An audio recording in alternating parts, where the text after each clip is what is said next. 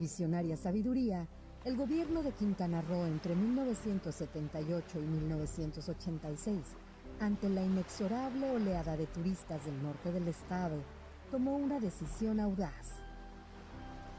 Obviamente entendían que la belleza que tiene el estado de Quintana Roo implicaba que en algún momento tenía que haber la forma de contener muchos impactos que se iban a dar, ¿no?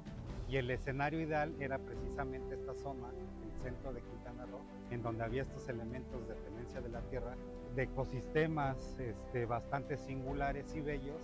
Y bueno, estas mentes empezaron a diseñar los polígonos del área natural protegida.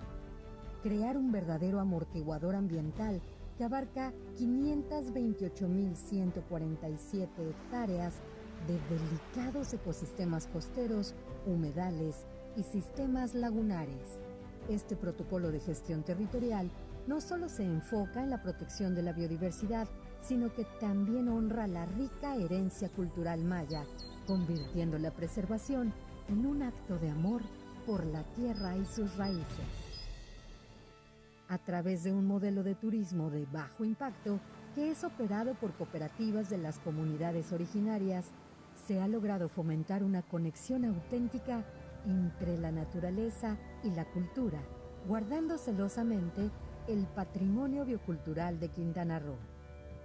Así, esta iniciativa se convierte no solo en un ejemplo de protección ambiental, sino en un canto a la convivencia y al respeto por lo ancestral. Un legado que ha sido reconocido por la UNESCO como Patrimonio de la Humanidad, resaltando el inmenso valor de cuidar lo que nos conecta, la tierra, nuestras tradiciones y el amor por nuestro entorno.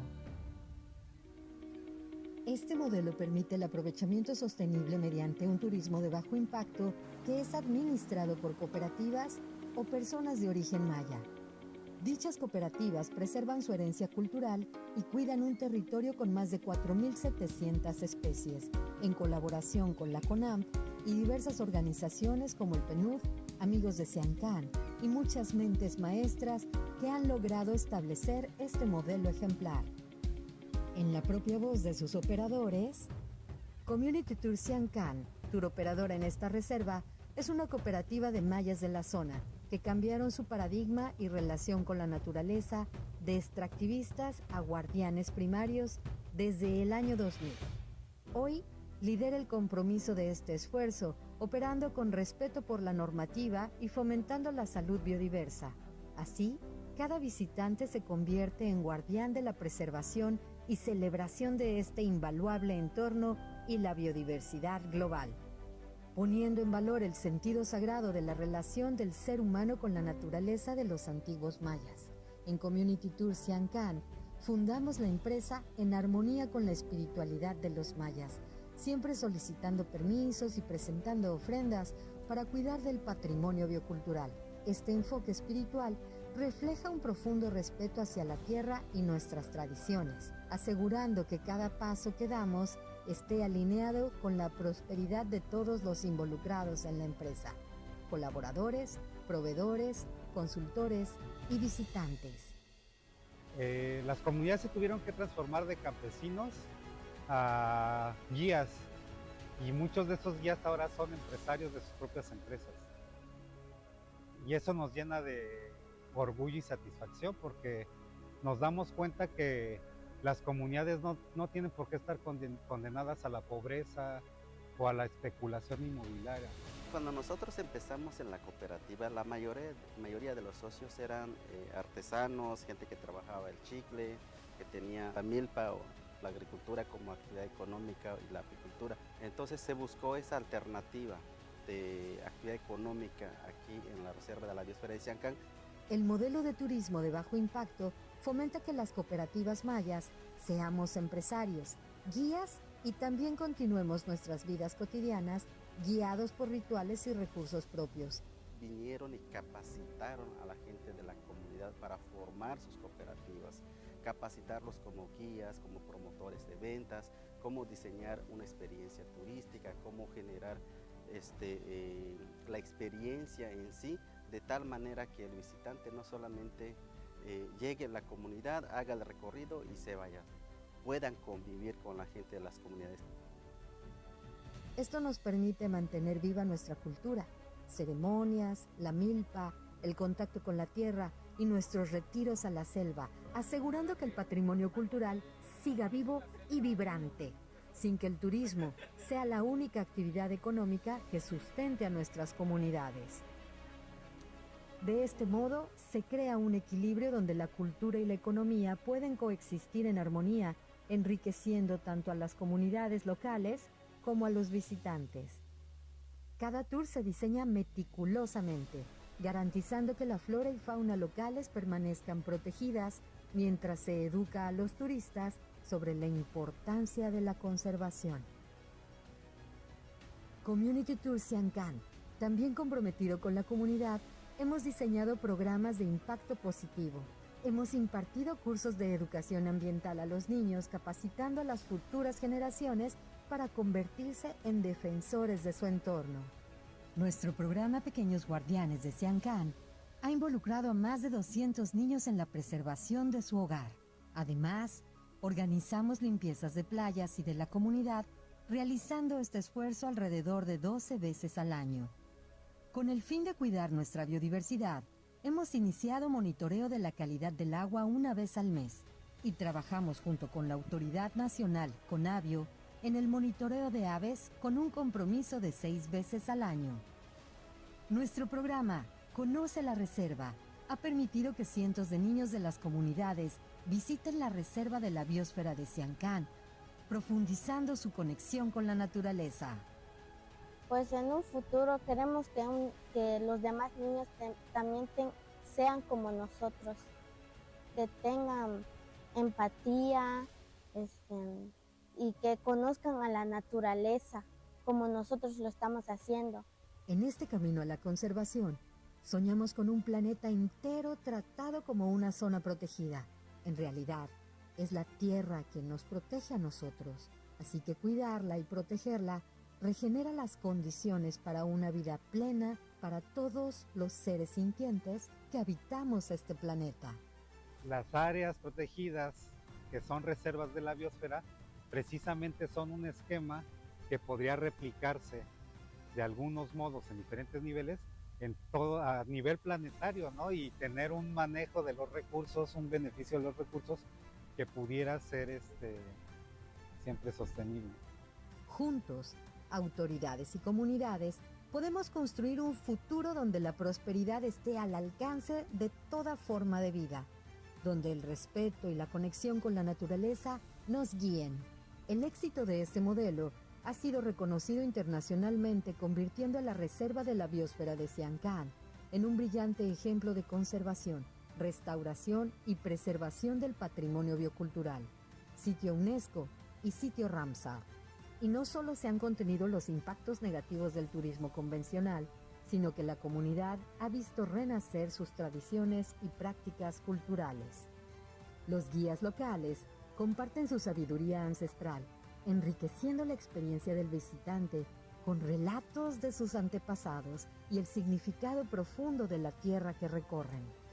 Hoy, Siancán no solo aspira a ser reconocida como un destino turístico, sino como un modelo para el mundo. La historia de Siancán es una historia de esperanza, donde la humanidad y la naturaleza caminan de la mano, demostrando que el turismo regenerativo no solo es posible, sino esencial. Juntos, podemos seguir protegiendo Siancán y garantizar que sus milagros naturales perduren por generaciones venideras. Esta historia es un llamado a la acción global, una invitación para replicar modelos productivos para la conservación y el respeto por los territorios que albergan nuestras historias más profundas. Amando el patrimonio biocultural y su protección duradera. Community Tours Siancán. Reserva de la Biosfera Siancán.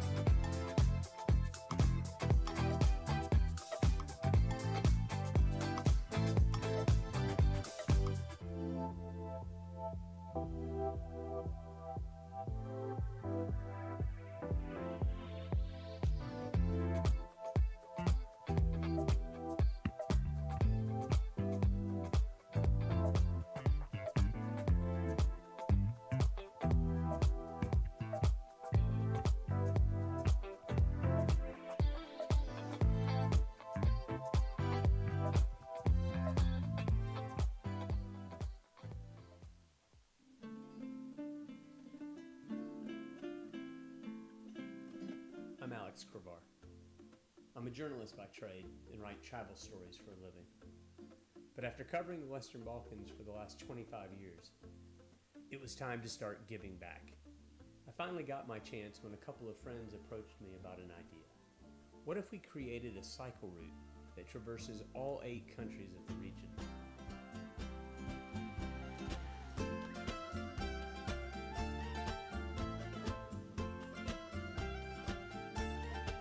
Perfect riding, beautiful weather.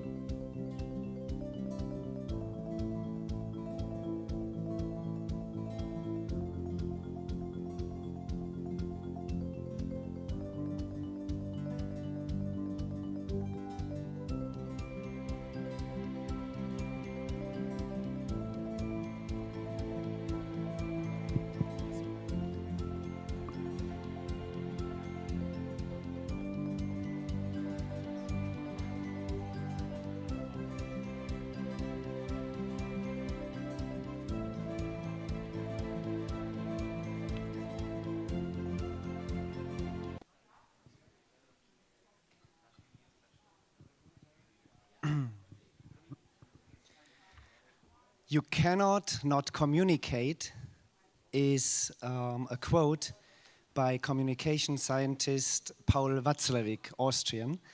And it pretty much means that if you say nothing in a conversation back as a feedback, it means that you don't care. And probably in our case, it means you do not offer.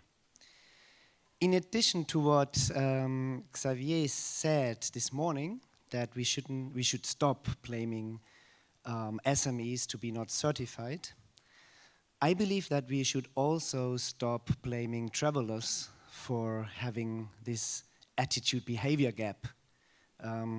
We all know about it, and we all heard about it, and we all have ourselves, actually.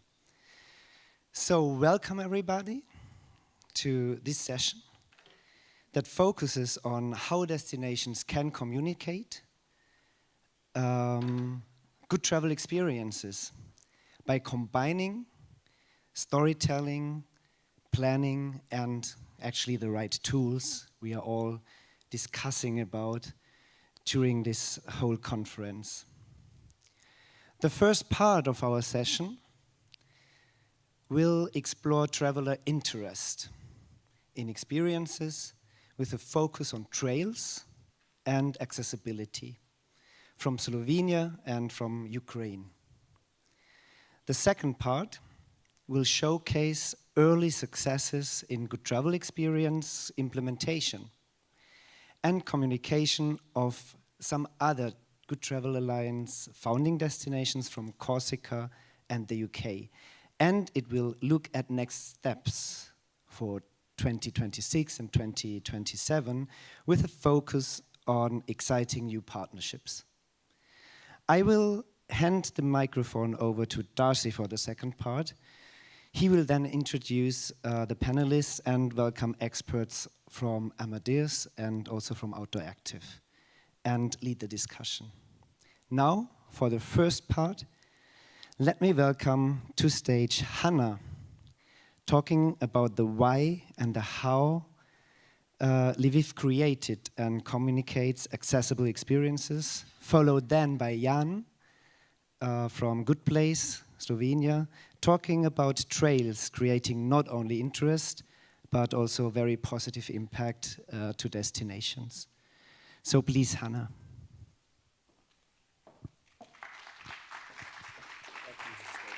Thank you.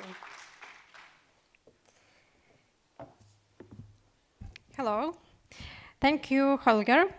It's a big pleasure to be here on the stage today and represent Lviv. So, a few words about what tourism in Lviv looked like before and after full-scale invasion. Please, can I get another slide? Okay, here, greener. Great. So, Lviv is the largest city in Western Ukraine with population of 1 million people. It's located close to Polish border. And before the full-scale Russian invasion, we welcomed 2.5 million tourists, 58% of whom were foreigners. And after the full-scale invasion, the share of foreign visitors decreased to 11%. Instead, Lviv is actively visited by Ukrainians for leisure, people with IDP status, visiting friends or relatives for business purposes, volunteering, and transit. Lviv is located more than 1,000 kilometers from the front line, so people often come here as a relatively safe city for physical and psychological recovery. So what has changed after the full-scale Russian invasion? Lviv has become a humanitarian hub for helping the affected regions of Ukraine. Few facts to understand these changes. In less than a year, modern rehabilitation centers have opened and are developing in Lviv, providing a full cycle of treatment and recovery for people affected by the hostilities. It's unbroken and superhumans. More than 20,000 wounded military and civilians were undergone treatment and rehabilitation in Lviv, and 150,000 internally displaced persons stayed in the city since February 2022. When we were working, when we were working on the tourism development program 2025, at the end of 2022, we thought about what our new guests would need and how they would feel here. And since Lviv established its brand, Lviv identifies itself as a welcoming and people-oriented city that strives to share its uniqueness with the world. And that's when we started to wonder, is it the city really open to everyone?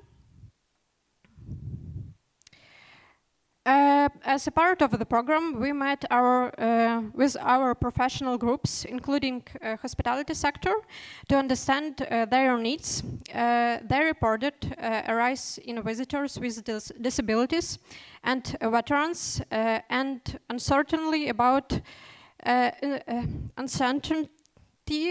about how to serve them without harming their psychological well-being.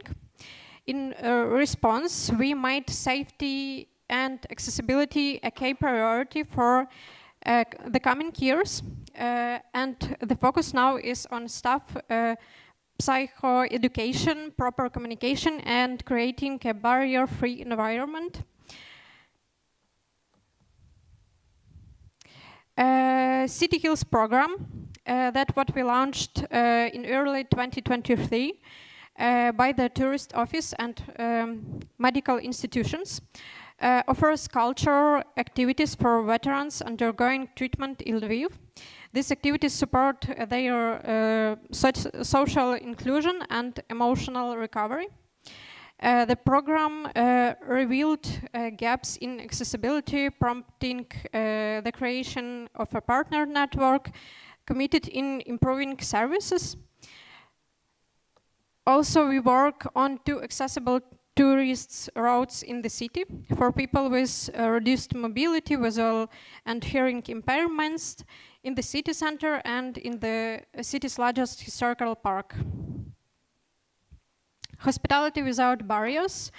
This is an educational project that we launched in response to requests from tourism professionals for a better understanding of the needs of people with disabilities and veterans. Over 2 years of offline training, we have trained 242 professionals from 68 hospitality establishments. As you see, it's also trainings for local tour guides. It was online, and now we have 80 trained tour guides. Online course, you can scan there also this QR code and to see how it looks. For the 3rd year running, we have developed an online course so that this knowledge is available as a ready-made tool that hospitality workers can use anywhere and anytime. The guide teaches correct vocabulary, respectful interaction, and recommendations for service algorithm in the HoReCa sector. This is accessibility city map. We have created this to which we add verified accessible locations that may be of interest to visitors and residents of the city. Establishments and cultural institutions can only be included after information of accessibility by the monitoring group. All these projects is an ecosystem and strategy that the whole city is working on. I have often mentioned veterans as our target audience. They are currently a vulnerable group who need attention and sense of inclusion in society. Just like their loved ones who are also going through a very difficult period in their lives. During this time, Lviv has come to understand that accessibility is not only about, it's not only necessary for people with disabilities, but for everyone at different periods of life. So, is Lviv open to everyone? I hope that in a few years we will be able to say yes. And it's a great honor for Lviv to be a part of the GTA community, to learn from you, to build our path of responsible tourism alongside you. Thank you.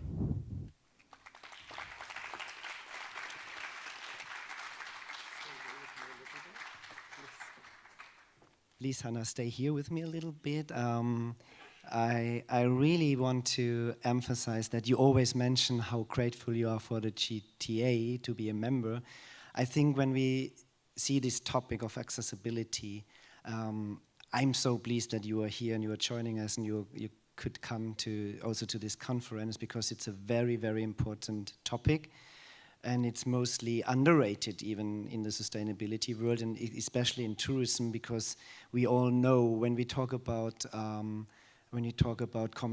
to communicate experiences, one that guests would find about accessibility is a yes or no. Yeah, we are accessible, we are not, but it's much more than that. And I would say that Lviv is leading already inside our community and can give us back what you learned about it. So I have one final question for you. what would you say to your colleagues from other destinations? What's the best way, and how could you encourage your suppliers, hotels, activity providers to care for this topic of accessibility? What could you share with us, how we could encourage them?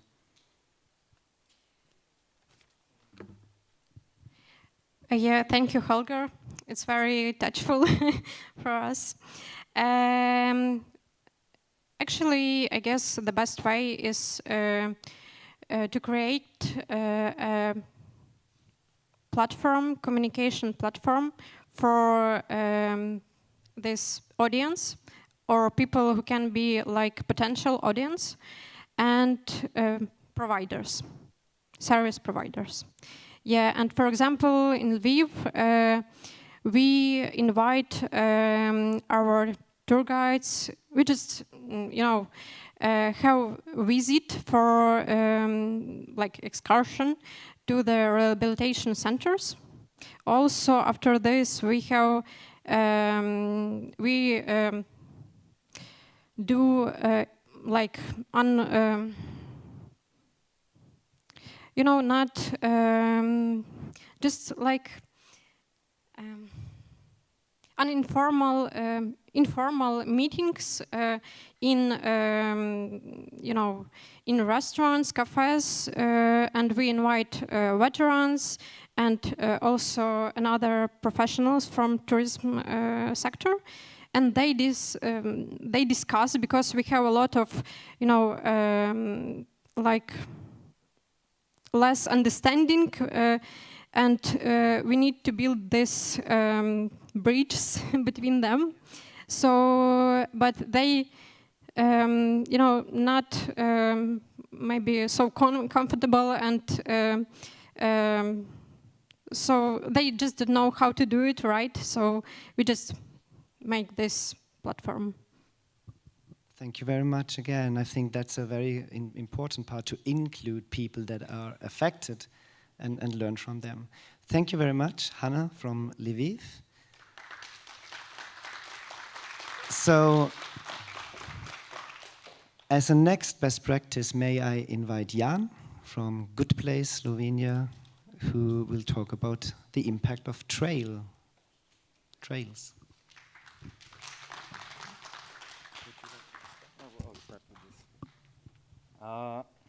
Just give me a second. Okay, thank you for the invitation. As Holger said, I'm coming from Slovenia, from Good Place.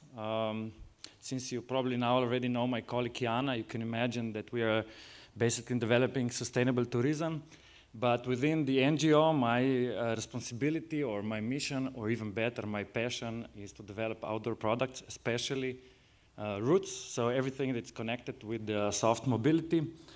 With the difference maybe between me and you, or maybe even not, I really consider routes, especially trails, that they're very important or very nice marketing and economical engine with which you can do some changes.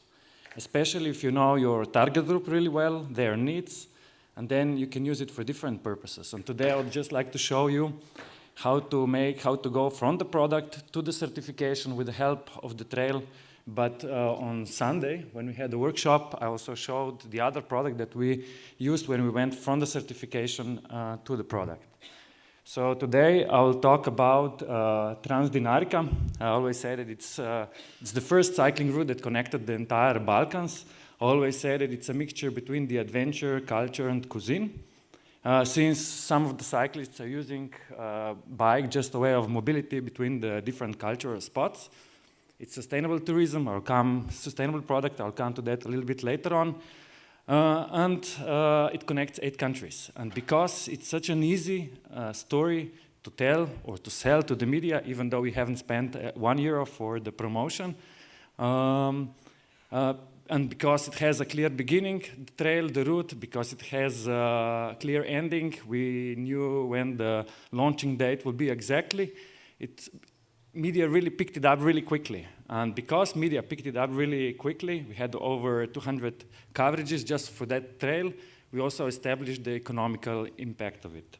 Since you're not probably cyclists, all of you, I'll just show you a short movie what is actually Transdinarica, because I think it shows it really well.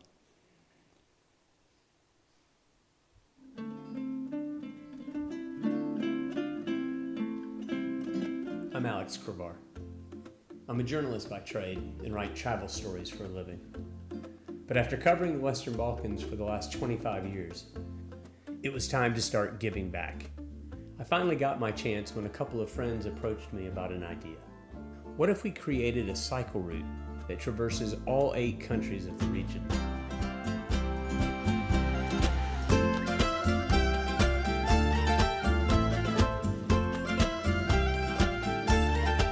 Perfect riding, beautiful weather.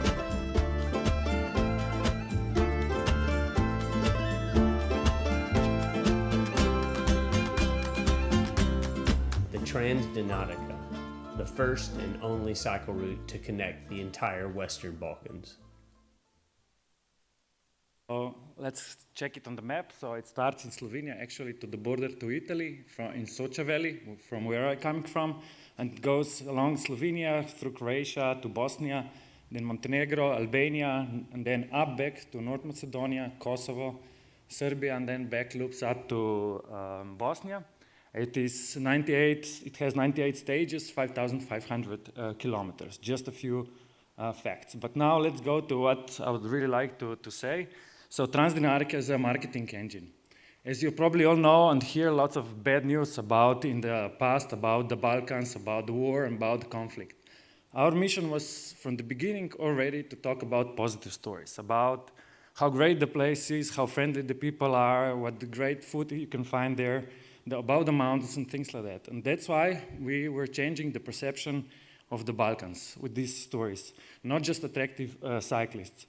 We are very proud of some of the rewards that we got, especially I really like the one, the brightest idea from the Condé Nast last year. But what happened also, those people who are reading those stories, they came on our communication channels. We identified them, we consider them as a flash blood into our marketing system, and then extrapolate them to towards our target group as much as possible. And what we also did, basically with that approach, we created our own media. So now we are not dependent anymore just about on the other media, but we have our own. For instance, this year we reached with our Meta, so Facebook and Instagram, about 1.8 million. We have about 100 visitors this year on our website, and we have about 7,500 subscribers to our e-news, so the ones who really want and come and do the Transdinarica. So like I said from the beginning, it's very important when you're developing the product that you know the target group and their needs. We really knew who are our target market. So as you can see, the first cyclists they're coming from Germany. They're not very active on the media, but as you can see, they really go and do our Transdinarica. As normally, Germans, they talk less and do more. But you can also say that we have people from US, Great Britain, Switzerland, etc. So because we created this marketing engine for the destination for the Balkans, we also created automatically then the economical engine of the Balkans. So let's check some of the numbers that are very important for us. In a year, we had about 4,000 downloads of our navigation pack. They have to pay for it, and this is our sustainability. Already now we can cover the costs of the route. We know because we have a survey, as soon as you purchase, then you are targeted by our emails constantly so that we get the feedback, how you enjoy the Transdinarica. So we also know that 2.4 people are using one navigation pack. We also know in addition that 43% are using some other navigation packs, or free one that we use, or one of our tour operator. And if we go on and on, so for instance, they spent about 75 euros a day. They do 9 stages. We know, for instance, that in Slovenia, especially, the economical multiplicator is about 2.5. We can come with a number, what's the economical impact? And the economical impact of Transdinarica is, in 1 year, about 9 million directly, but indirectly, together with indirectly, it's about 23 million. And why is this so important? Once you're holding the marketing engine in your hand, in your wheel, and economical engine, then you can steer it wherever you want. And what we are doing, in our application, we have 3,000 points of interest, and 2/3 of them are businesses. So we decide where we will take these people. And what we are doing with it, here we come to the last point, Transdinarica as a sustainable regenerative engine of the Balkans. We bring it to villages where there is no tourism. What do you think is the biggest problem of the Balkans at the moment? Migration. Migration to the big cities, migration to the Central Europe, Western Europe, or wherever there is a better life. With the engine in our hand, we can steer them to those villages where tourism is a force of good, where it represents additional income so they have another reason to stay in the villages. At the same time, I always like to say that routes are a great connector. We connected what the world divided. Once our tourists are going from one border to another, they are talking to people. They tell them how nice it is on the other side, with the other side of the border. So they are changing again the perception. And what's also important, business doesn't know the borders. As cyclists, we don't know them. So basically, what we do, business start to cooperate. So it's a force of good. And what I like to say as well, we cyclists, we are slowly and hungry. We can come to wherever we want, where the other tourists do not come. And finally, when I said it's also sustainable product, we created code of conduct for all the cyclists, so how to behave sustainably, responsibly. And now, from the product to certification, each tour operator who wants to be part of Transdinarica have to get certified within 1 year. And now we have pilot projects, 5 of them. Our mission is then to certify businesses and destinations. So, with a powerful engine in your hand, you can do, I think, quite a lot of changes. Thank you very much, Jan. Also stay here a little bit. I mean, this is quite an impressive example of how experiences can really create something and create economic impact as well. And as I know you are a data person, I'm not. I have one question for you. You showed really enormous reach of all that and downloads and numbers of downloads. Do you have any data on how many of the users that downloaded the route or the navigation actually was on the route, apart from the ones that came by tour operators where you probably know it?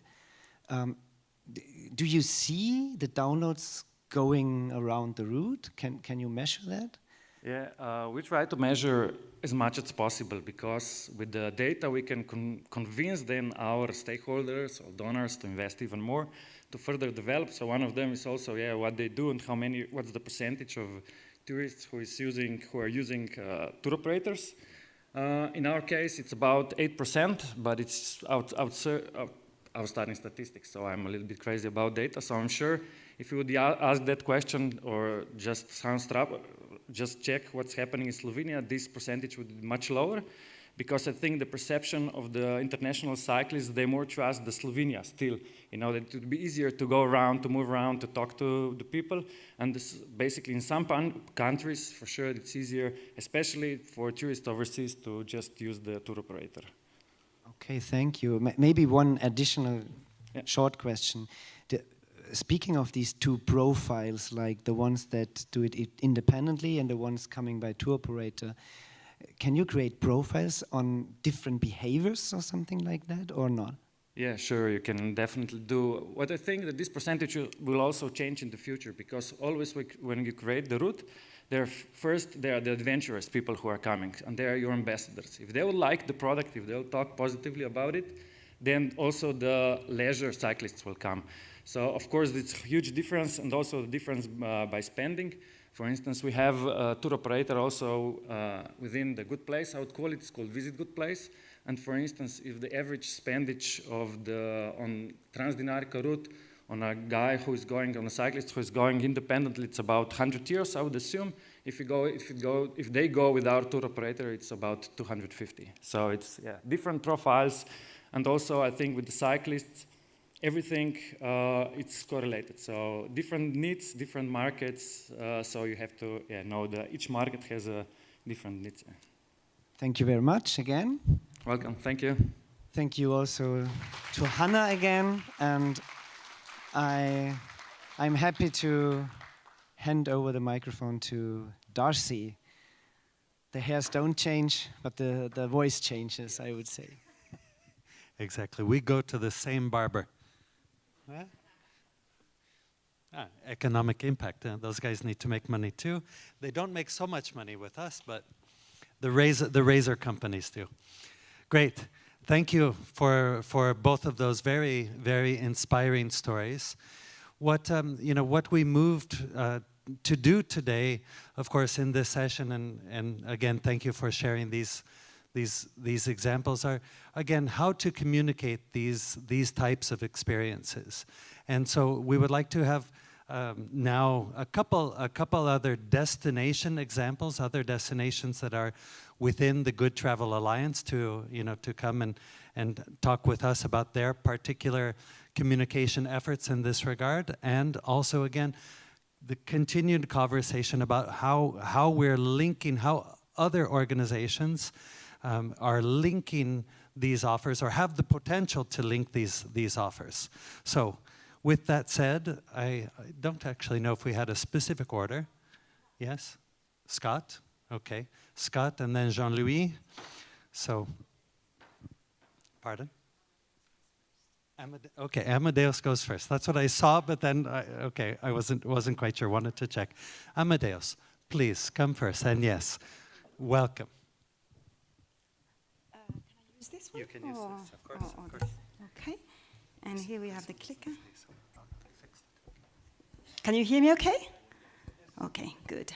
So we have 5 minutes. I have 5 minutes to tell you a little bit more about Amadeus, what we do, and why we are here today to talk about communicating good travel experiences. So first of all, a little bit about who we are, Amadeus, and here you can see on the screen what is our newly revamped story, mission, purpose, as we call it. So we say we make the experience of travel better for everyone, everywhere, by inspiring innovation, partnerships, and responsibility to people, places, and planet. It's a bit of a mouthful, but it says what it says. So we really have embedded in our corporate mission and purpose this sense of wanting to do good for the people, places, and the planet.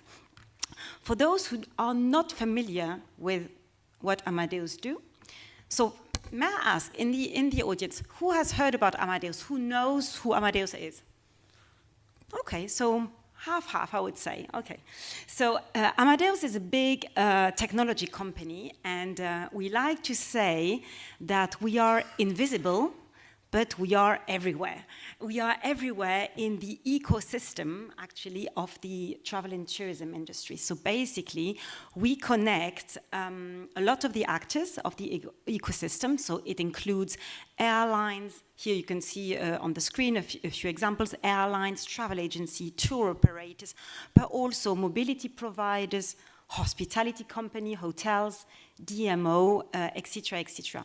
We are well known for, historically, Amadeus was really connecting the reservation system in the airline system and connecting it to travel agency. But our scope has really broadened, and now we are addressing all these types of different customers. And what we do for them, we provide them different IT solutions, technology solutions, and I wanted to make the focus more particularly on hospitality and destinations DMO, because this is more my remit. I'm the head of sustainability for this particular segment, for hospitality and destinations.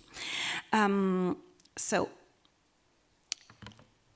in a company at Amadeus, not only do we want to operate, let's say, sustainably and as our operations to be as sustainable as possible, we also want to help our customers and the different people in the ecosystem to meet their targets that they have for sustainability. So we do that through developing, let's say, products that we could help our customers, but we also do that through innovation and partnerships, and that is where I'm getting to.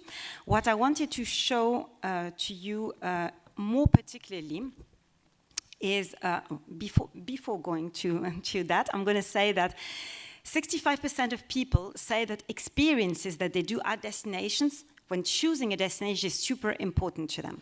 So have this in mind, because it will be important for the last part of my speech.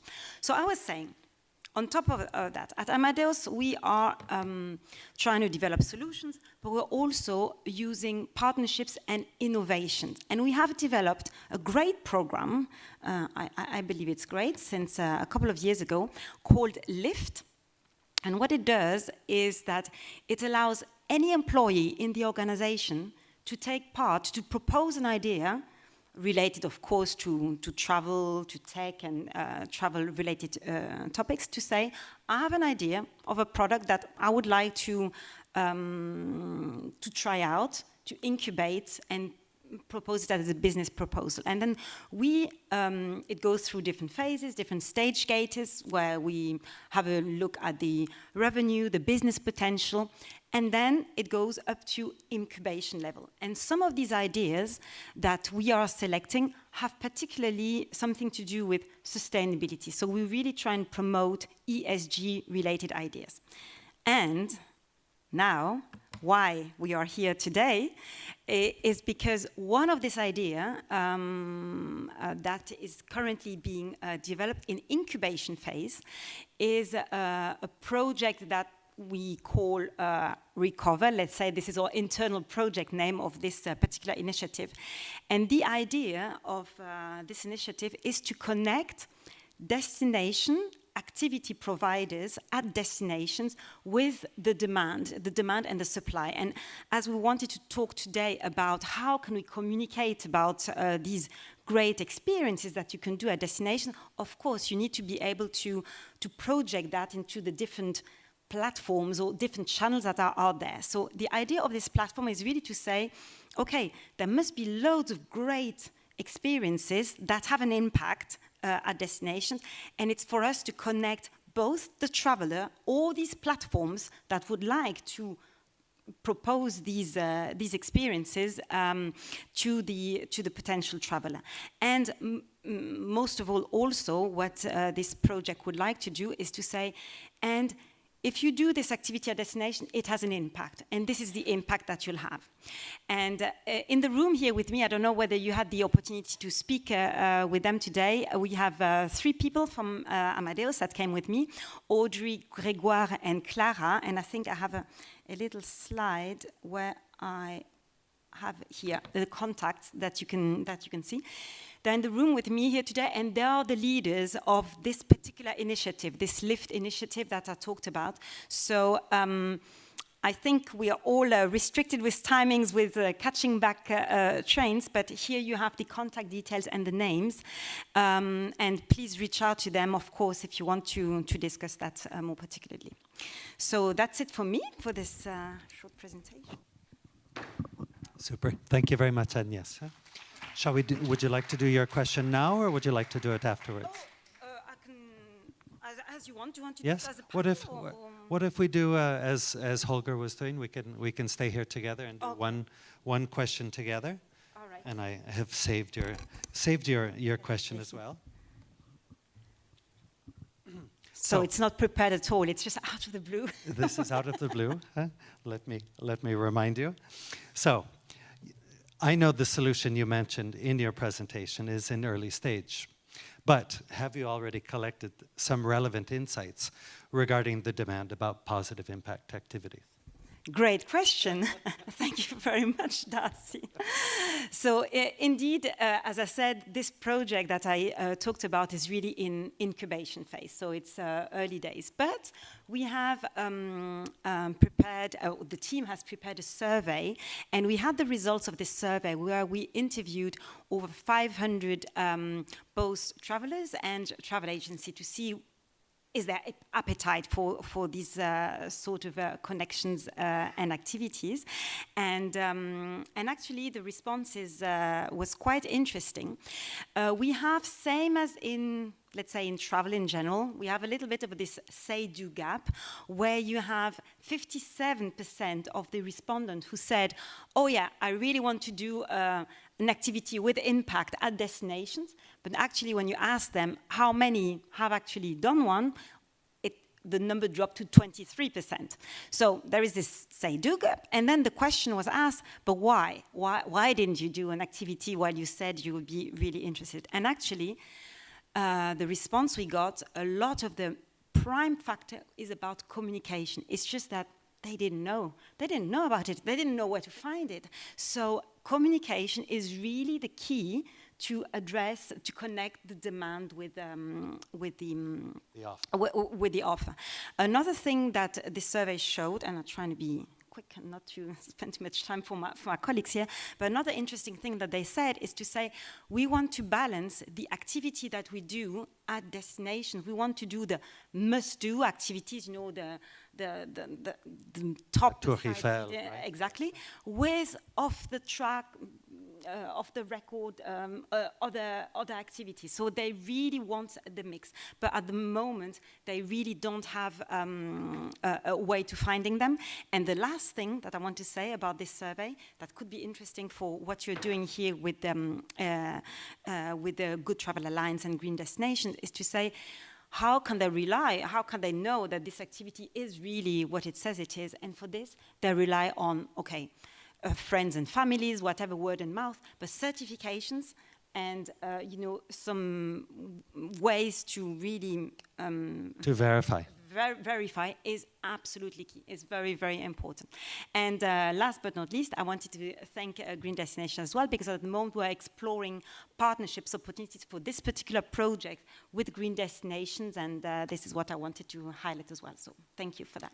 Super, thank you again, and yes, and this is, this is exactly what what we've always been talking about doing since the very beginning of the Good Travel Alliance is, helping to close this gap, and so it's so exciting to be here at this event because of all the interest in doing it, all of the different partners, all of the different destinations that are finally coming together to add, again, more and more pieces to the puzzle.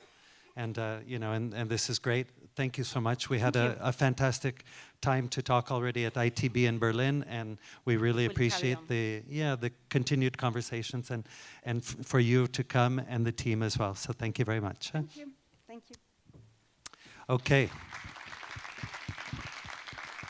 So we will continue with the other presentations, and then I would like to, after everyone is finished, to invite everybody up to the stage, time permitting, and have some more Q&A. With that said, please, Simon from Outdoor Active. Great. Thanks, Darcy. Actually, I might resort to these. Can I give this to you? It's actually better. Yeah, thank you. The big green is the forward button? Okay, cool. Yeah, so thanks for having me, and I know this is quite late, second day of the conference. We all had that fantastic wine last night, so I really appreciate you being here and being awake, at least most of you. That's really great. Yeah, thanks for the introduction, Darcy. My name's Simon. I use he, him pronouns, and I work for Outdoor Active. We are a world-leading platform for nature-based tourism, for visitor management, for digitalization and tourism. And today I want to talk about how responsible destinations can reclaim their image, can reclaim their narrative by getting the right messages across. And I always like to sort of hype up my talks before I start giving them, so, to really make you excited about what I'm about to say.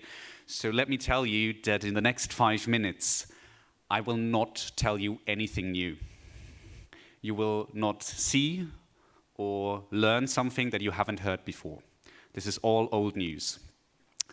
But as my therapist likes to tell me, you usually need to hear a truth a certain amount of times before you're ready to accept it. So this is my role today. I'm going to remind you of some things that you're all very familiar with.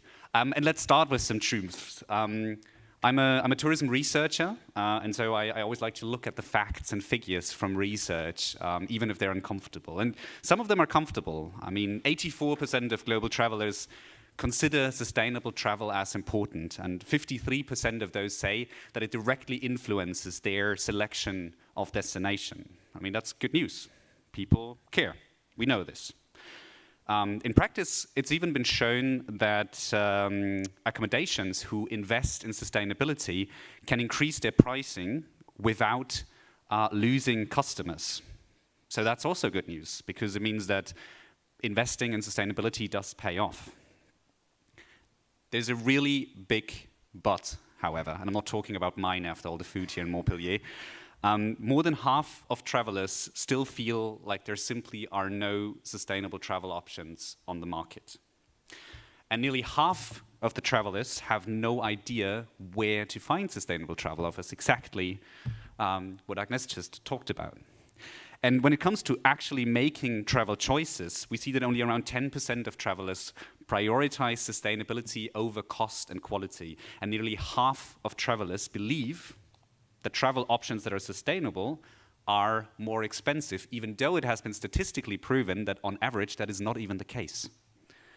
So the message we get here is quite clear. Travelers do care about responsibility, but it seems like the offers and the messages from destinations that care, from sustainable destinations, from good travel destinations, sort of fail to reach them. And we work with a lot of destinations worldwide, and these are some of the core problems that we've identified in that aspect.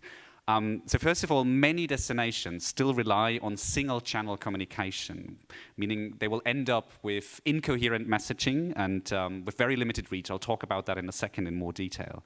And in terms of communicating their efforts, most destinations inform rather than inspire. And in all that, sustainability is too often still communicated as sort of an add-on, an extra that a destination has, rather than the essence of the destination, the operating system of the destination, the DNA of the destination. So here's what you should not do. Don't treat every communication channel individually, because you won't be able to distribute coherent messages. And you will end up with all of these fragmented messages that tell travelers different things, and you will probably have a hard time reaching all of the right target groups. It's also a lot of effort, it's a lot of work, and you will not see the effects that you want to see through that because you're putting too much effort into all of these individual channels. Instead, what you should do is sort of rely on modern content management systems. These systems help you distribute your content and your messages to a multitude of digital channels at the same time. It also means that you can involve all of your different stakeholders in the destination and abroad. They can contribute content themselves. You can pool it all together in one content management system and then distribute it through multiple channels at the same time. It saves you a ton of work and effort. You will result in a much bigger reach, and your reach will be more targeted as well.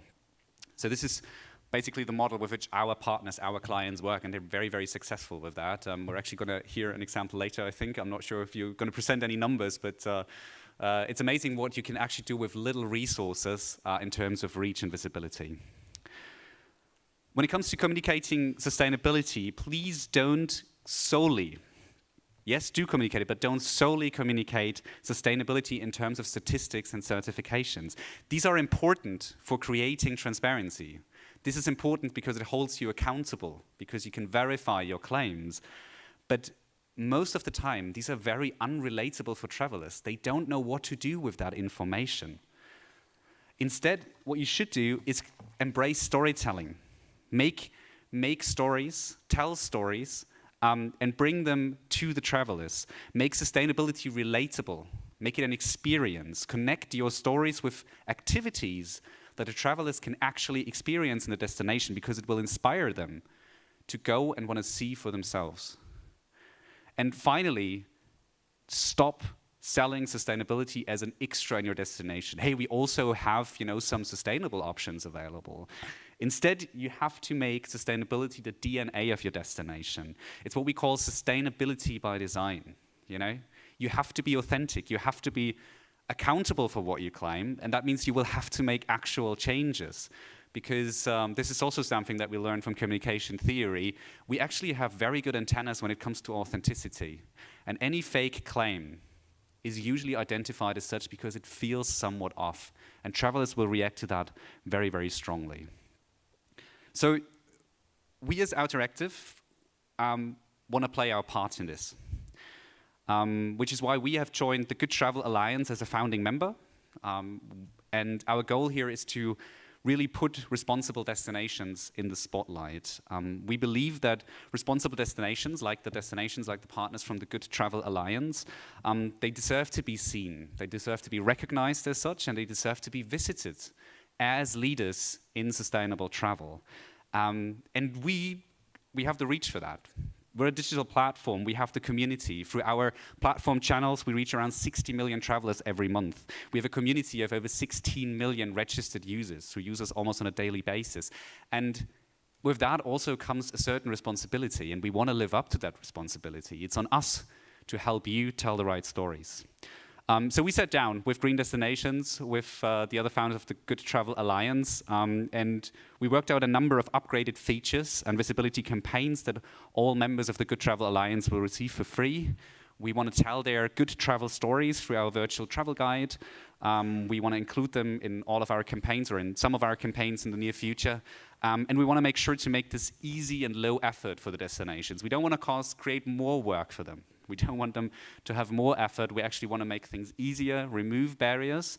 And in a way, this is only the beginning, right?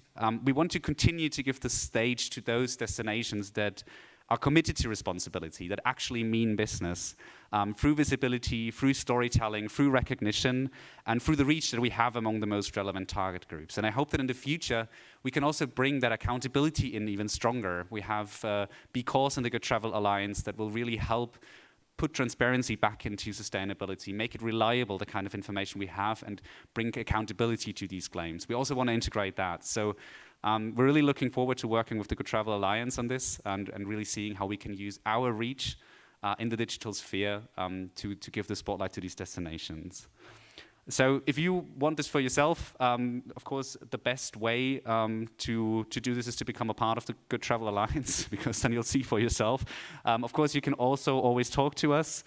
But let me just say, I've got a feeling that the happy days of sustainability buzzwording are sort of over. You know, like, it's not enough to just say, oh, yeah, no, it's very important to us, sustainability, because then we'll do the same thing as these travelers who claim, you know, to care about sustainability, but then end up making other booking decisions. We have to move first. So it's time we mean business. We have to make destinations sustainable, actually, by design, all of it, not just some of it. And then we have to be accountable for that and talk about it with impact. And that will allow us to go out and inspire travel, to visit all the right places and make all the right choices. So thank you very much. Great, Simon. Thank you. Maybe like Xavier was asking us to do yesterday, can you give us a concrete example? I know that we've been sharing, and you've been of course talking with not only Jazz but with Scott and many others. But how else and what else do you think you could explain in as far as the ways in which we could work together and how this could really all start to come to fruition?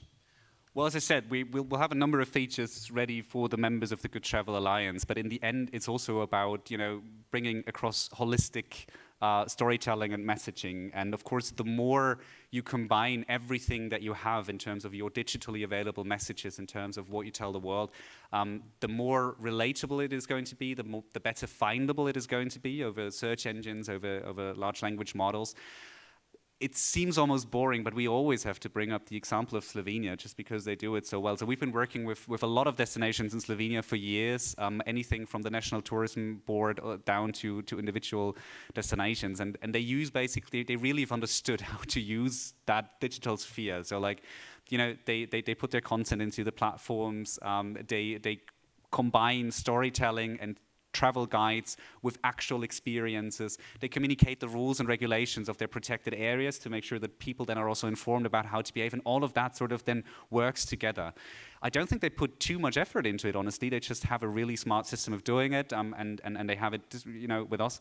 And this is something that we at least want to start with all the destinations who want to in the Good Travel Alliance, that we give them sort of that kind of access and at least some visibility that we can give them right from the start. And I believe the more we can work together there and spread these messages, the bigger the impact will be. Super. Thank you very much again. Scott from North York Moors National Park, the UK. Thank you, Scott. You prefer a mic or? I'll try this one. This one okay? Okay, sure.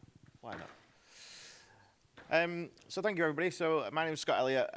To confuse matters, I actually work for Visit Britain and Visit England, but we are a contracted partner of the North York Moors National Park to do all of their international promotion. So this is the North York Moors National Park.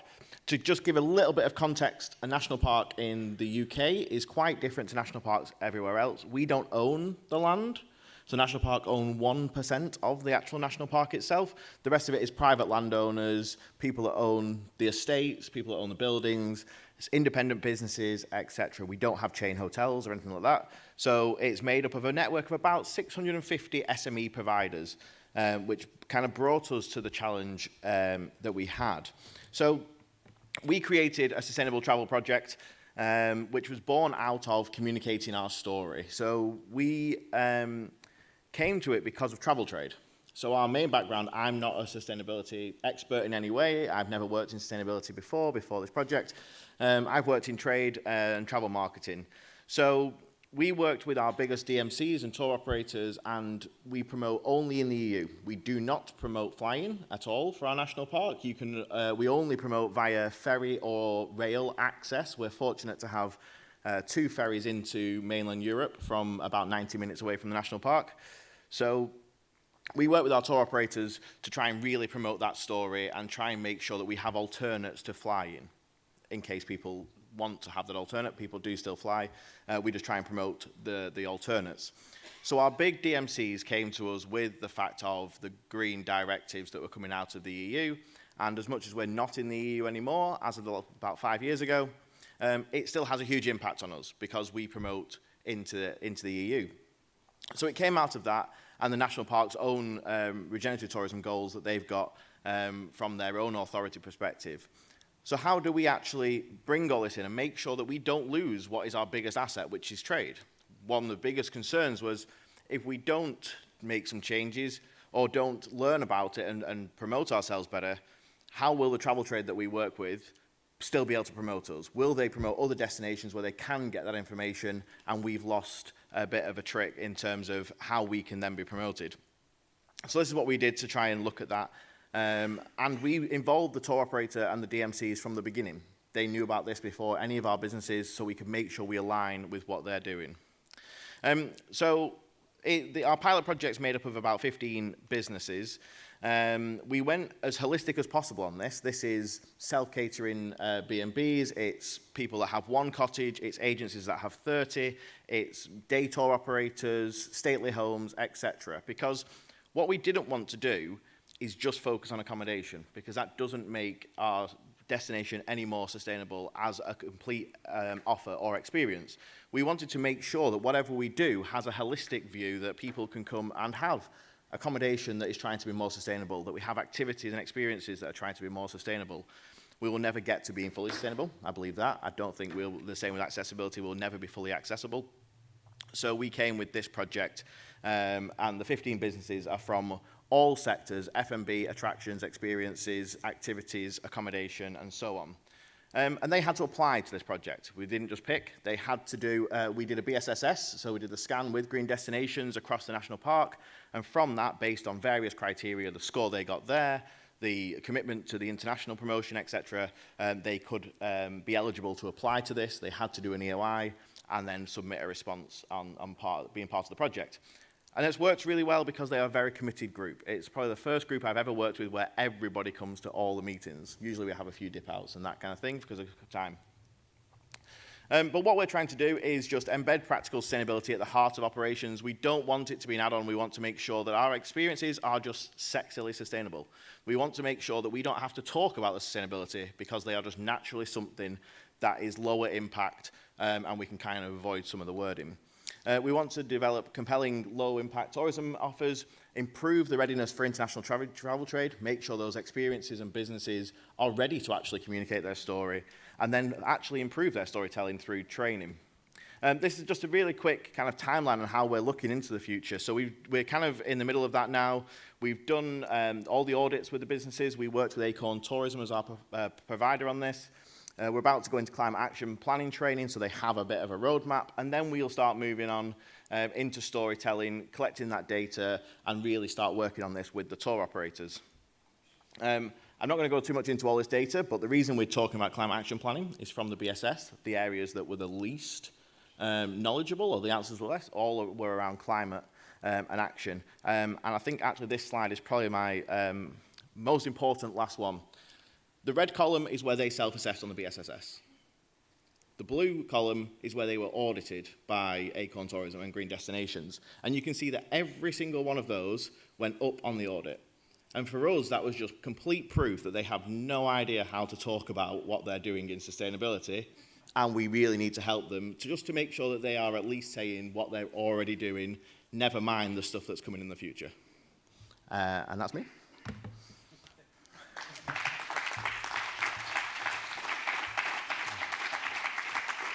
Perfect, Scott. Thank you very much.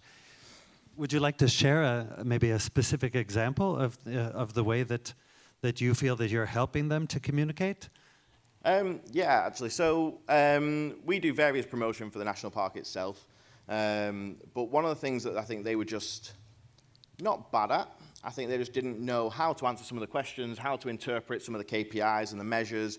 So when we ask a lot of these questions, it looks great, but we had to almost like produce a guide on how to answer some of the questions and that type of thing, and just to get it through. But we individually sit with all those businesses to make sure that they know each other, massive part of the network. We want them to work together. We already had really early successes of farms that have accommodation working with our F&B providers to do nights on learning how to be a farmer, that kind of thing. I think the biggest thing that we do to help it is just connect them all. And one of the things that I think the biggest challenge that we had as the destination was we just didn't know the stories. So we didn't have the businesses feeding into us, and that's what we're enabling now is just the ability to share. So. Super, super, and I like that you use the word enabling. That helps us all understand it better. Perfect. Thank you very much. Look forward to getting you all back up here for more Q&A. Please, Jean-Louis from Corsica.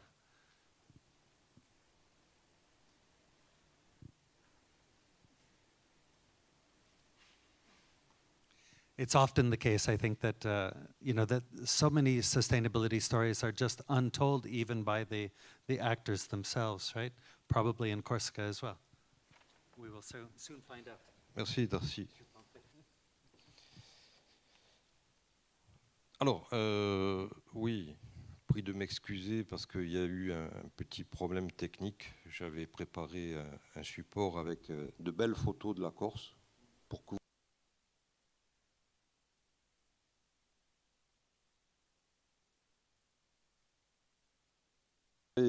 a été évoqué la question, le concept du tourisme expérientiel qui est à la mode, bien sûr, mais on y croit, nous, avec la destination Corse, au-delà des modes, bien entendu, et je pense qu'on le pratique en fait depuis assez longtemps. Et je vais vous décrire deux expériences. L'une juste avant la Good Travel Alliance et une qui est en train de se faire. Donc on souhaite qu'elle se fasse sous cette Good Travel Alliance, justement. Nous sommes une institution publique en charge de la politique publique de l'île de Corse en matière de tourisme. Donc normalement, nous n'avons pas vocation à créer des produits touristiques. Ce n'est pas notre rôle. C'est le rôle des opérateurs privés, bien entendu, tour opérateurs, agents de voyage. Mais notre rôle, c'est de montrer de nouvelles voies et d'inciter les acteurs privés à s'engager dans ces voies. Donc, c'est sous l'angle de l'innovation que nous intervenons. Et on le fait sur des thématiques habituelles que tout le monde fait ici, hein, l'agritourisme, le no-tourisme, voire le pesca-tourisme qui associe les pêcheurs qui associe plutôt les touristes à la découverte du métier de pêcheur. Alors, la première expérience innovante, elle s'est faite, elle a été terminée plutôt en 2021 sur la base d'un programme Interreg, un programme de coopération, où il y avait des pays divers comme l'Albanie, la Catalogne, l'Andalousie, la Grèce, etc. L'objectif, il avait l'air très insolite au début, puisqu'il s'agissait de créer un produit zéro impact au sein d'une aire marine protégée. Donc c'était plus qu'insolite, c'était un défi. Zero impact product within a marine protected area. So it was more than unusual. It was a challenge. So we worked in a Mediterranean network on this challenge. It gave us elements of method, for example,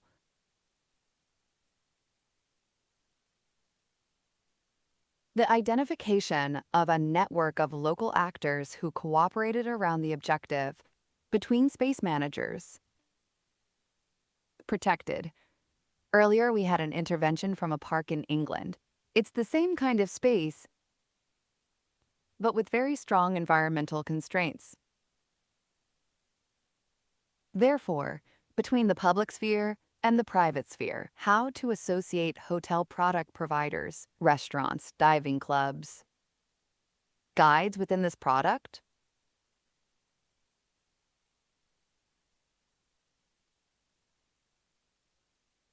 We did it by creating a package with a high environmental requirement in terms of short circuits, waste management, and raising awareness among customers about the environment that it discovers. The package lasts 6 days.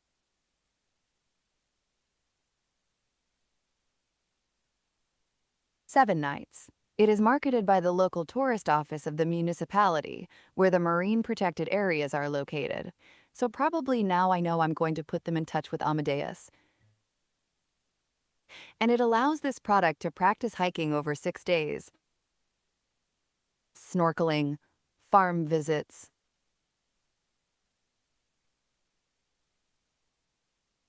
Obviously, the visit to the marine protected area and a discovery of the ecosystems. And there is also, as always, it's about the nature aspect.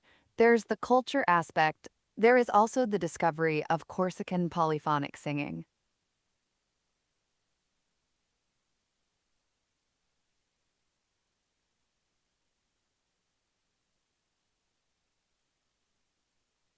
So this product has been on the market for 4 years now, and we are rethinking it. We are reworking it on a shorter formula because it's a week. So we are in the process of fine-tuning it on 3-4 days for local customers. The product was subjected to an ecological footprint calculation with the creation of a data collector. And what I would say to conclude on this product is that based on this innovation,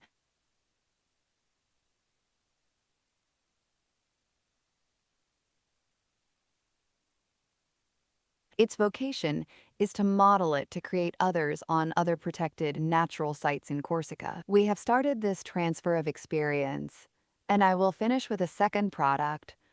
So this one,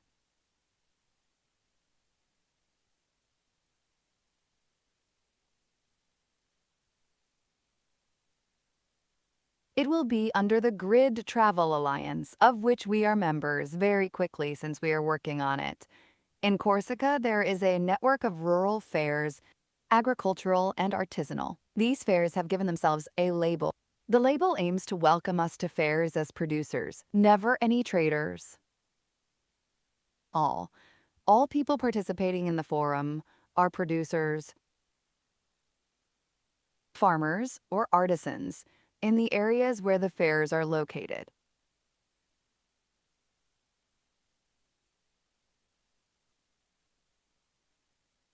There's a discovery route that allows you to find producers and artisans in a loop that can be done in a day. And so what we are going to do there, it is finding operators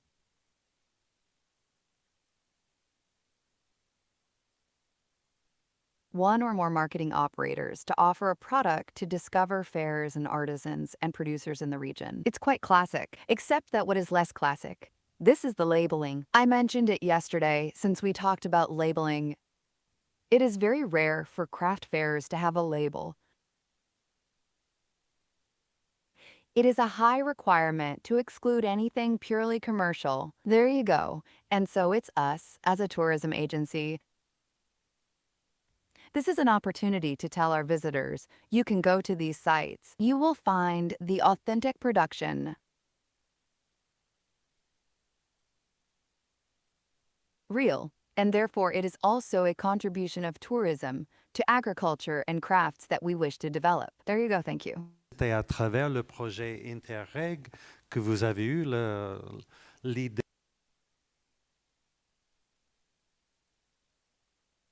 Thank you, Jean-Louis. So just to explain a little better, was it through the Interreg project that you got the idea and the interest of putting these projects into action? For the first, yes, it is an Interreg. For the second, it's a little different, but we'll make it part of an interest too.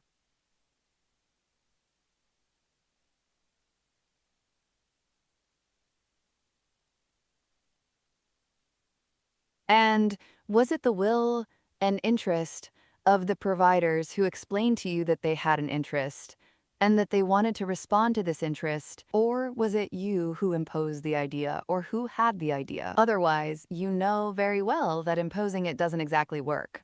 There you go. No, actually, yesterday we talked about labels, and I said that when we embark on a quality approach, that's the label. So there, quality is first and foremost environmental, but not only that. So these are quality approaches. Companies are not obliged to do so. They are free, but when they do, they become activists. That's what's interesting. And so these products there, we made them. I don't say to please them, but to their expectations. To their expectations. Well, thank you very much.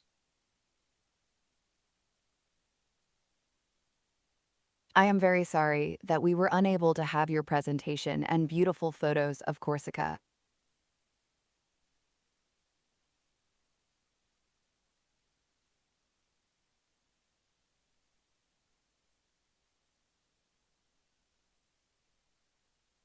I had the pleasure of going there a very, very, very long time ago, and it would be a pleasure to invite you to at least see the photos and possibly share these experiences through our new Good Travel Alliance brochure. That's what we're going to do.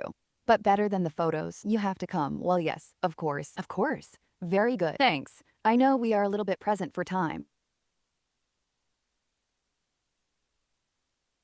But please, everyone, I would like to invite you to come back up to...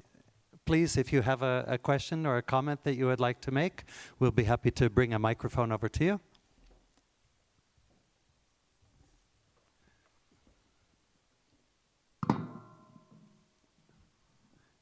Anyone with any particular questions or comments? We have a question over here from, pardon. Simon has a question, okay. Simon.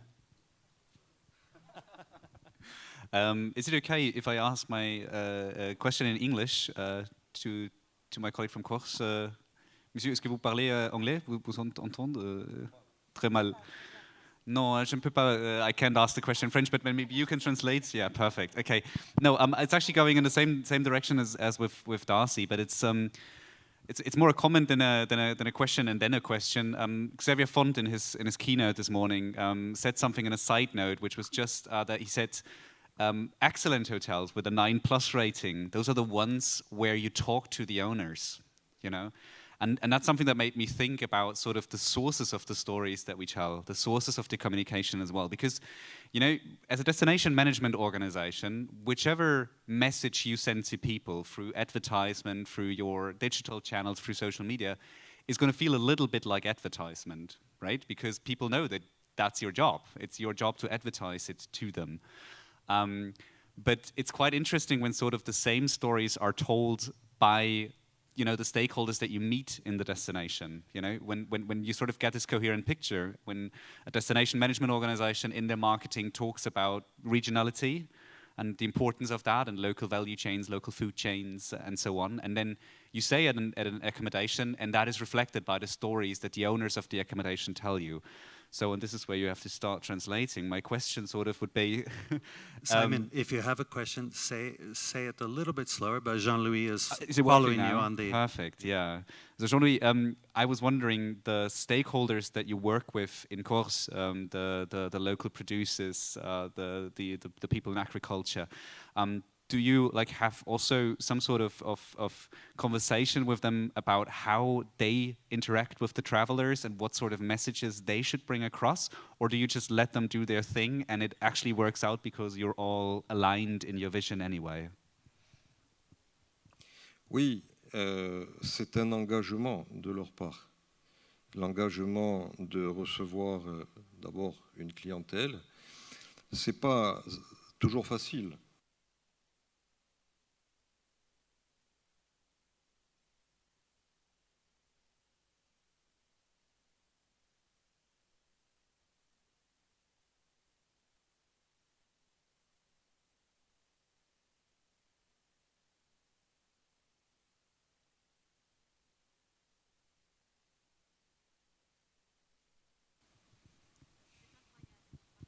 But I don't want to hog the conversation. Sorry, Darcy. No, please. Just wanted to make sure to invite Jan and Hanna up as well. And again, since we don't have a lot of time, but I would, yeah, there we go. Thank you, Jan. What if we do also like Xavier did, just in these last 5 minutes? Can I'll start the mic here at this end and have you say a closing word about this topic of communicating good travel experiences? Like I said at the workshop, I think the key of communication is a good story, but never forget about the quality of the product, otherwise it will not gonna help even a good story. Anything that you would like to add on to what you were sharing with us, for example, Hanna? Mm-hmm. Yeah, what I can just recommend, it's always to get feedback from your audience and potential audience, just to be on this connection, not just do it some things and products and only, like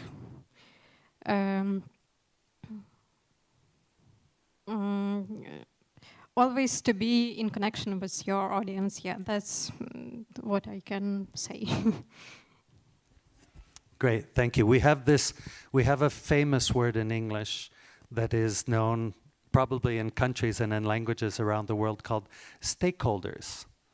To be in contact with all the stakeholders in your destination. Sur la communication, donc, moi j'ai bien écouté Simon et je suis tout à fait d'accord avec ça. La communication, ce n'est pas de mettre les questions liées à la durabilité, à l'expérience en option, mais c'est d'en faire le centre, le cœur de la communication. Voilà. J'ai rien d'autre à rajouter parce que c'est très simple et peut-être très compliqué lorsque on doit faire une transition d'une communication à celle-là, en fait.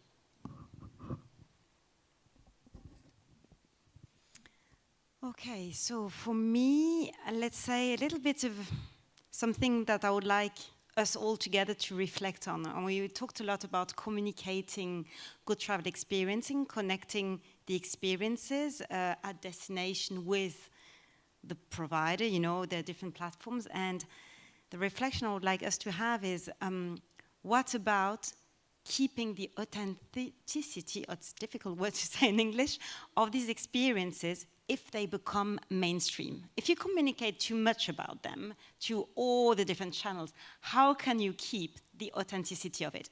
And I haven't cracked the answer to that one, but I think for this audience, it's interesting to reflect on this, to say, how can we communicate effectively on the good assets of a destination and at the same time protecting its assets? So I wanted to finish on this note. Thank you. I was planning on saying something entirely different, but if it's okay, I would sort of pick up on that, because my answer to that would also be just generally diversify. You know, we talk a lot about USPs and destination marketing and things like that, and that is important, but at the same time, I'm sure there is not just one story in your destination. There are hundreds, there are thousands of stories. Every individual stakeholder in your destination has a story to tell. And this is actually what builds this beautiful tapestry that your destination is. And depending on which angle you look, I mean, the presentation from Liv, I found that incredibly impressive. I said to the person who sat next to me in the audience, you know what, they're like 15 years ahead of any destination in Germany in terms of accessibility access, right? And this is one of many, many stories that you can tell from Lviv. And one of many target groups that you can reach with that. So embrace these stories. Don't make up the same story that everyone else does. Don't say, oh, I saw that another destination was successful with X, Y, Z. No, go back to the essence. Talk to your stakeholders. Invite them to become part of that. Maybe they can even contribute their stories themselves through digital media, through social media, through joint content management systems. Incorporate that into your destination portfolio, and automatically you're not going to end up having one or two hotspot destinations or activities in your destination, but you're actually going to end up with a big tapestry of beautiful things and authentic things in your destination. Thank you very much. And I think linking into something you said earlier in the question you had for Jean, we talked, this morning's panel talked about the Good Travel Experience Guide and for B2B and B2C. I think one thing touching on that you're almost like champions of how do they communicate with the customers. I think one thing that's really important for us in the North York Moors is we have a champions network for the North York Moors, which was designed to tell the story of the North York Moors between those businesses. But I think what we need to make sure we don't forget in any of this is how good they need to be at communicating good travel experiences to the other businesses within, for us, the national park. If we want to grow that collection of experiences and we want to make sure that the destination is full of experiences, the one thing we constantly think about with our project is the kind of legacy of that project. How do we get our champion businesses to champion the actual experience building as well as promoting it to the consumer and to the trade as well? Excellent. Thank you, everyone. Yes, this is something just to highlight. We know that there are numerous experiences within each and every destination, and that's certainly what we're hoping to be able to help destinations to do, is to continue to identify those potential experiences. And as I was saying in the last panel as well, when we were initially talking about experiences, we were talking about the kind of experiences that Jean-Louis was mentioning, a day-long full of experiences, or a week-long full of experiences, but then we quickly realized that each and every activity in and of itself is an experience, and each and every one of those experiences has a story or multiple stories behind it, and all of those experiences and all of those people behind those experiences love to share who they are and what they're doing. And again, Simon, as you pointed out, Xavier said earlier, this is what makes the difference in each and every experience that we can have. So with that, please join me in a round of applause for all our panelists. Thank you very much, everyone.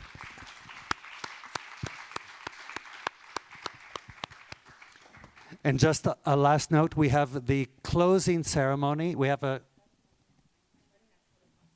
starting at past. Okay, so starting at past, please. If you'd like to take a little break, please feel free, but we will be getting going again very soon. Thank you.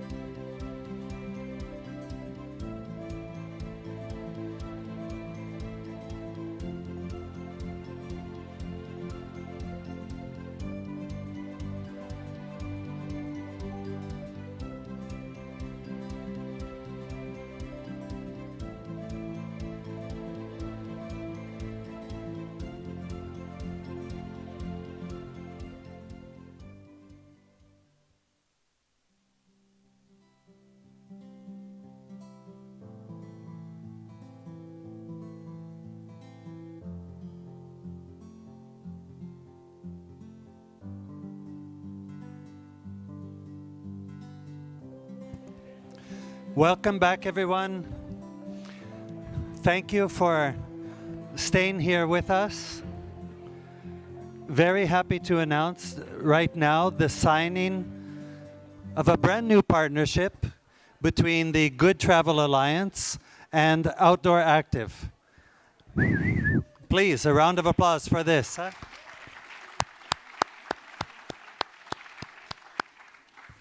After some years of working already together, we are now officially going to work together, right?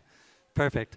We look forward to everything that we are going to be able to do together, really in the Good Travel Alliance and with all of our partners. There are lots of really amazing opportunities for continued synergies that we've already identified just in the space of these last 2 days.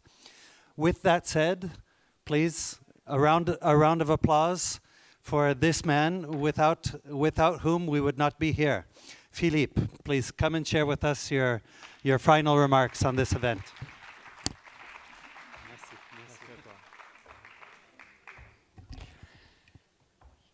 Ladies and gentlemen, dear colleagues, my dear friends, we have reached the end of this Global Green Destination 2025 conference here in Montpellier, in Occitanie.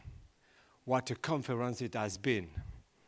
Nearly 400 participants from 44 different countries, an absolute record for green destination.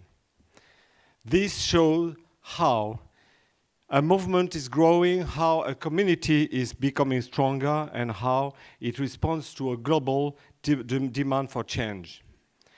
Over those 2 days, we have explored crucial topics.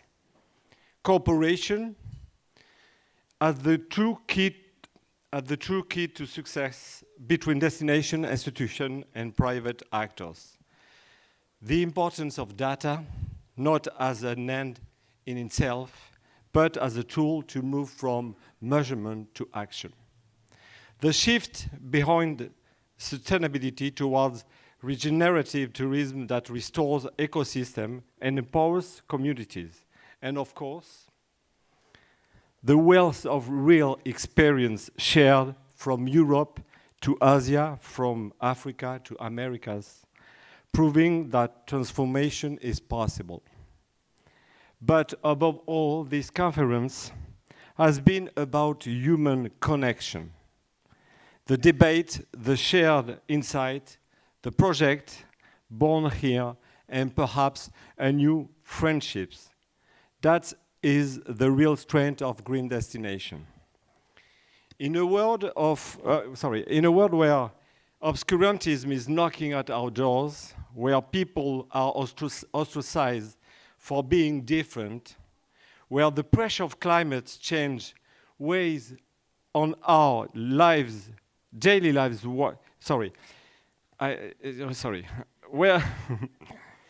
In a world where obscurantism is knocking at our doors, where people is ostracized for being different, where the pressure of climate change weighs on our daily lives, where some still deny the scientific evidence, this conference has been a breath of fresh air and a window wide open to the blue sky of hope.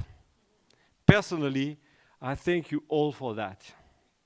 I want to give a heartfelt thank you to the organization teams of Green Destination, to our main partner, Montpellier Méditerranée Métropole, the Open Tourism Lab, and l'ADEME, and to all our sponsors.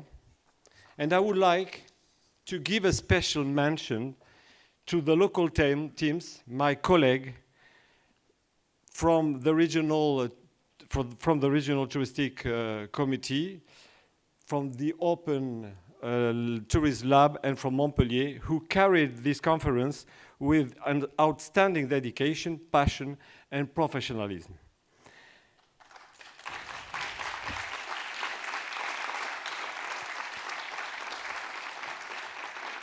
So I was talking about Clara, Sophie, Hélène, Alicia, Elodie, Katia, Florian, and Pia, and all the managers. They truly deserve a big round of applause. That's not.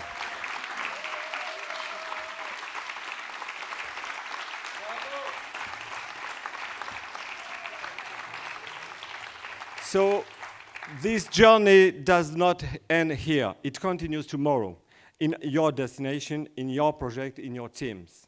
The Green Destination Network leaves Montpellier stronger, more united, and more determined to shape a tourism that is sustainable, fair, and regenerative. So, on behalf of all the teams, thank you.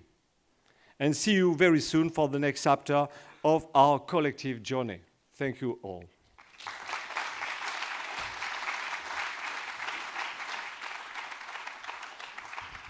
Thank you very much. There were many of you who were commenting on the beautiful poetry that Jana shared with us yesterday, and we know that it brought tears to some of your eyes. Well, I think Philippe deserves a poetic prize as well. Huh?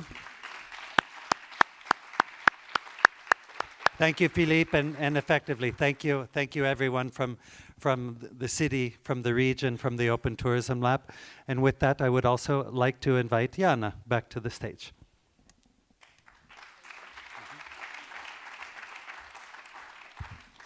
Well, I have to be honest, I'm not as organized as Philippe to prepare my closing speech. I kind of felt like I need to just feel what's happening and what was happening the last few days and go from there.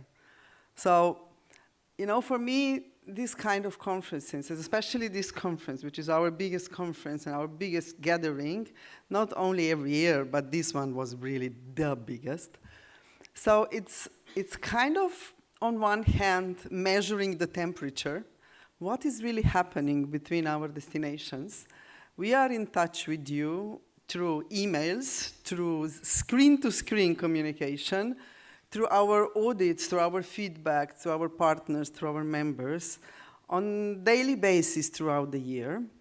But still, you know, we all live in our little bubbles. We still sit at the computer, and our reality around us is different from each and of us. And when we break those bubbles and we come together, we kind of realize that many things are much different than what we thought they are when we were sitting in front of our screens. And I think this is such a huge value of this kind of event, because we really sometimes start to understand differently what is happening, because everybody has its own story and everybody has its own, you know, interpretation. So I think this is such a huge value of it. It's not just between us and you, it's about between all of us together, you know, between every person who comes to a conference like that. So for me, this is really a huge value of that, because understanding, talking to you, and understanding what you actually miss, what you want more, what you like, where you see obstacles, and where your problems lies. And this is, I hope that those kind of open communications and meetings actually open then more of this sharing also in the future, because I think it makes it then easier when we go from screen to screen to face. So this is really one thing that I find important. And the other thing, it's like, of course, we share the knowledge, we listen to each other on all the panels, and it was amazing how many people, we had 100 people on panels, you know, that's crazy. And everybody with its own story. So this sharing of knowledge, being connected and understanding, it's another thing. But one thing yesterday when we were having the award ceremony, looking at pride of each destination, of achieving the award or the top 100, it like that really resonated with me, how important this is what we are actually doing. You know, not, of course, we are all moving into the same direction, have the same goal, but also on the personal levels, on destinational levels, on like, okay, yes, we did something right, and we deserve this prize. And the pride and the joy, I don't know. For me, I was super moved, even though I was on the stage the whole time. So, another different experience for me. So I think this is for me the biggest takeaway of this conference. It's the first time, last year it was the first time I was in this role in Chile. The setup was quite different because it was, not so many nationalities, let's say so. And this time, it's the first time I'm in these shoes on this conference, even though the first Global Green Destination conference was organized in partnership with us in Ljubljana. But from there to now, so many things changed and so many things happened. So I'm really, I feel kind of humble, to be honest, to witness the power that we hold in our hands. And the respect and the obligation, and really okay, we cannot let you down. We need to do our part of the job to make sure that we can thrive together also in the future. So this is really something that resonates for me very, very deeply. And that's something that I will take with me, and for sure, I promise, this is where I will work from in the next year until we meet again, and come up with new ideas and with new solutions for sure. And if there is any time, any question, any idea whatsoever, I'm really super happy to get that feedback from you, because this is where we feed from, and this is what we need to go forward. So thank you so very much to show how much we care about this planet, how much we want to keep it, and how precious it is for all of us. So thank you. I think that all the words go to you.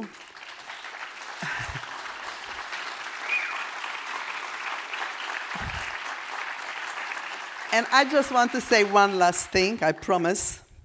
I would really like to thank Patricia for everything what you put it into this event. I know how much you did for that, and what your team pulled together.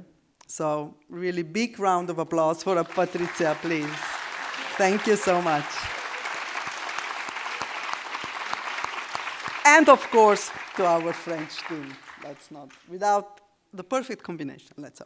So thank you, have great and safe travels back home. I know, you have your word, no worries, I didn't forget. But from me, really, take everything what you learned, put it in your heart, and go from there, okay? Thank you.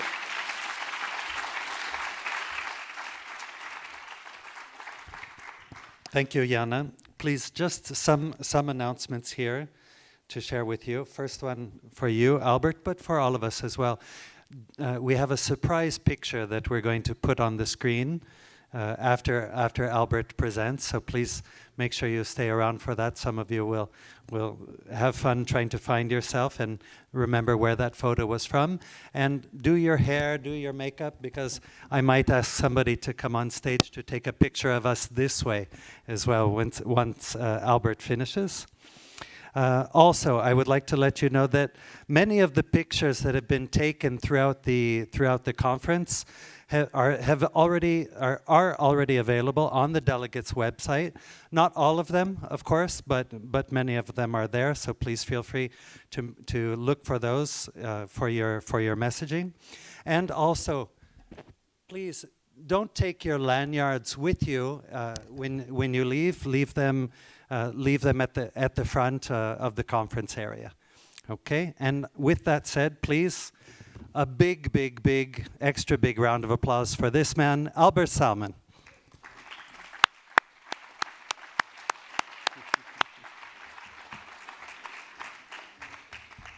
I was really impressed also in many ways by the closing words of Jana and of Philippe.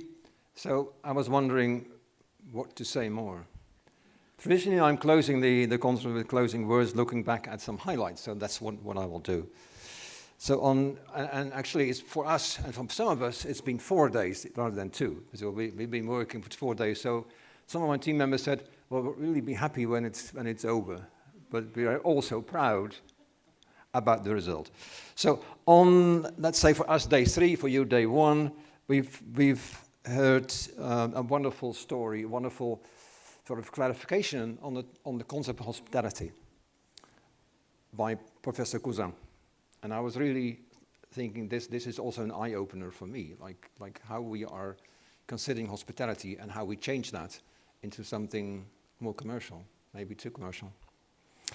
And what a contrast to what is happening to the people of Ukraine and the Palestine territories. And we have somebody here from Palestine, Chizian, in a way.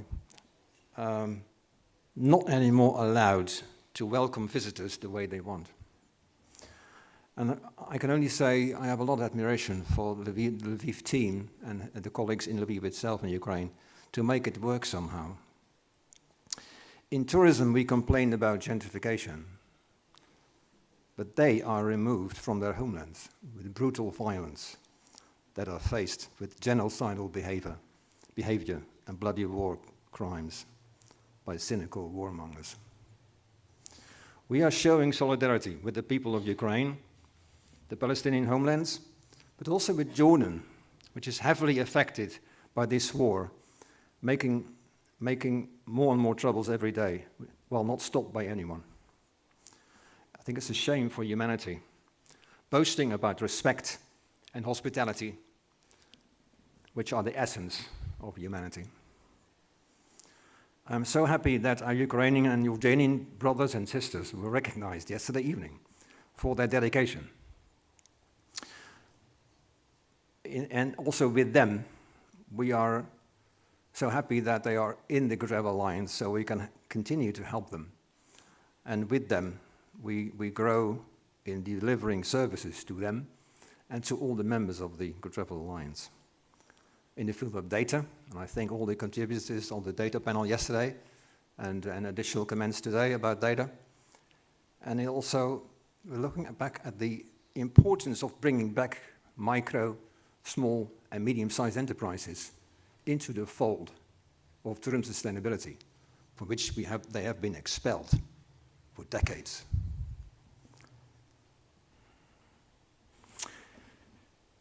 I'm also excited about new partnerships for the Good Travel Alliance and Green Destinations joining Occitanie. Occitanie joining us, and we will join them in their efforts to sustainability, so it's a mutual cooperation, definitely. And with the agreement with Outdoor Active that we actually signed also today. A next step, because this is a milestone, but it's a step in a journey, in the process. Next steps will be taken at our Sustainable Destinations Forum at Expo City Dubai at the end of October, just a month from now, which is a unique on-site opportunity for new partners in the Alliance and outside the Alliance, in and outside Green Destinations, to onboard with Because and with Outdoor Active and to identify with us new good travel experiences on the site. I think there is some programs there. So there is the website, the webpage on the event, on the Green Destinations website.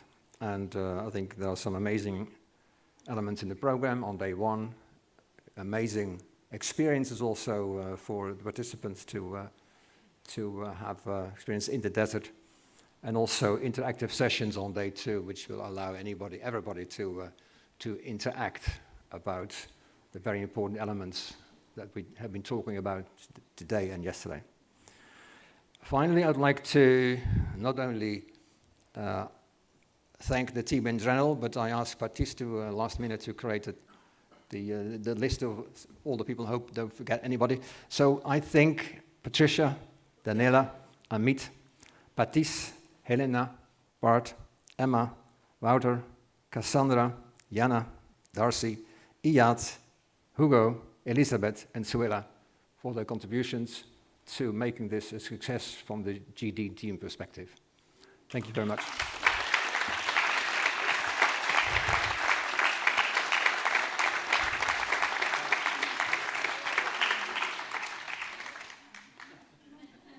There we are. Thank you again. There we are. Thank you, everyone. This is about us. This is about you. This is about all of us together.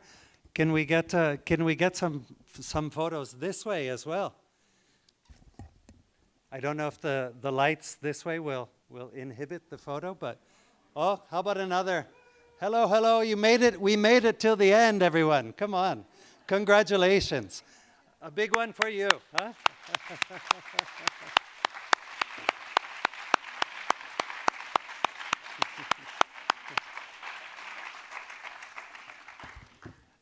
How do we say until we meet again in French? À la prochaine, right? À la prochaine. Et au revoir. Hein? Au revoir, meaning we will see you again. Merci, everyone. Thank you.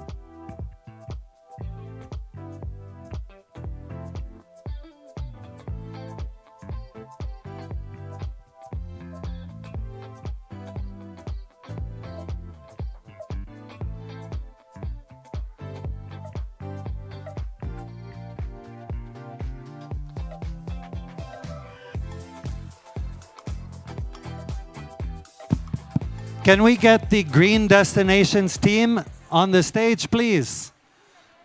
Green Destinations, Daniela, come down and join us also, please.